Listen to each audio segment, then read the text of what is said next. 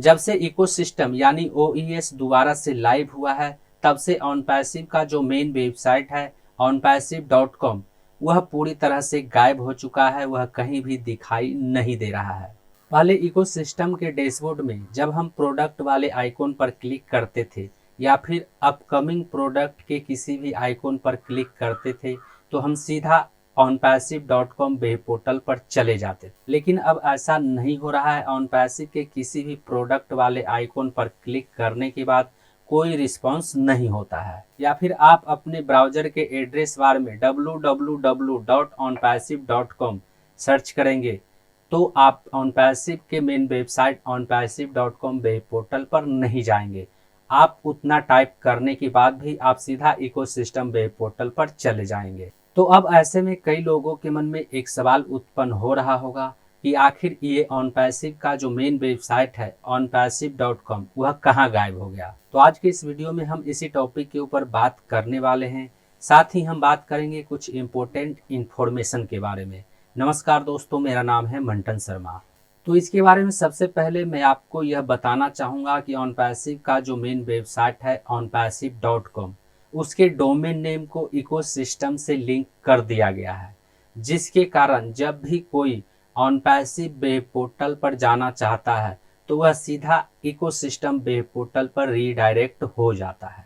और ऐसा इसलिए किया गया है क्योंकि अभी onpassive.com वेब पोर्टल पर मेंटेनेंस का काम चल रहा है। यदि ऐसा नहीं किया जाता तो जब भी कोई onpassive.com वेब पोर्टल पर जाता तो वहां पर एरर नोटिफिकेशन दिखाई देता। लेकिन ऐसा करने के बाद onpassive.com वेब पोर्टल पर जाने वाले ट्रैफिक को भी इकोसिस्टम वेब पोर्टल पर लाया जा रहा है और इससे इकोसिस्टम वेब पोर्टल पर ज़्यादा से ज़्यादा ट्रैफिक आ रहा है। यहाँ पर मैं आपको बताना चाहूँगा कि जब इकोसिस्टम वेब पोर्टल को रिकवर किया जा रहा था, इकोसिस्टम वेब पोर्टल में मेंटेनेंस का काम चल रहा था, तब onpassive.com वेब पोर्टल लाइव था। लेकिन अब जब इकोसिस्टम वेब पोर्टल लाइव हो गया है तो अब onpassive.com वेब पोर्टल पर मेंटेनेंस का काम चल रहा है। यानी दोनों वेबसाइट को बारी बारी से कस्टमाइज किया जा रहा है, जिससे यूजर को विजिट करने के लिए कोई एक वेबसाइट मिलता रहे।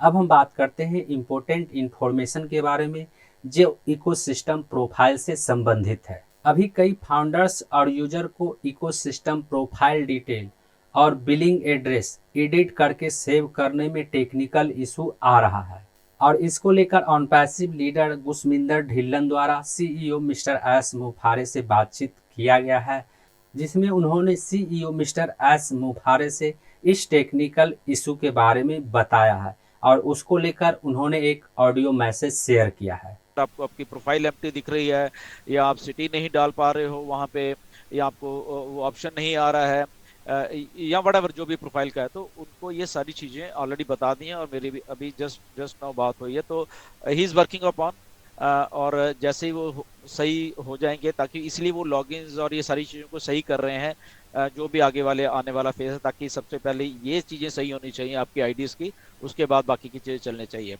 सो mister Ash is fully aware, ये सारी चीज़ों को उनको बता दिया गया है एंड जैसे ही आई थिंक सही कर देंगे।